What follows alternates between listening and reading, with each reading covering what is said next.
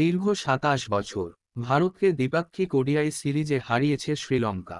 তাদের কৃতিত্ব নিয়ে কোনো সংশয় নেই। তবে ভারতের ব্যাটিং অবশ্যই সংশয়ের জায়গা রয়েছে।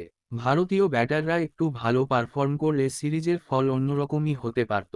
স্পিনের বিরুদ্ধে যেন আত্মসমর্পণ করেছেন ভারতীয় ব্যাটাররা। ৩ ম্যাচের ওডিআই সিরিজ, ৩ ম্যাচেই অল আউট হয়েছে ভারত। প্রথম ম্যাচে ভারতের ১০ উইকেটের মধ্যে স্পিনারদের ঝুলিতে ৯টি উইকেট। দ্বিতীয় ম্যাচে শ্রীলঙ্কার স্পিনাররা নিয়েছেন ৯ উইকেট। আর শেষ ওডিআইতেও ৯ উইকেট। অর্থাৎ ৩ ম্যাচেই স্পিনের বিরুদ্ধে খাবি খেয়েছে ভারতের বিশ্ববন্দিত ব্যাটিং লাইন আপ। সিরিজ হারের চেয়েও ভারতীয় শিবিরের বড় মাথাব্যথা হয়ে দাঁড়িয়েছে স্পিনের বিরুদ্ধে এমন পারফরমেন্স। কি বলছেন ভারত অধিনায়ক রোহিত শর্মা? শ্রীলঙ্কার প্রথম সারির স্পিনাররাই যে শুধু উইকেট নিয়েছেন তা নয়, তাদের পার্ট টাইম স্পিনার ক্যাপ্টেন চরিত আসালঙ্কাও রয়েছে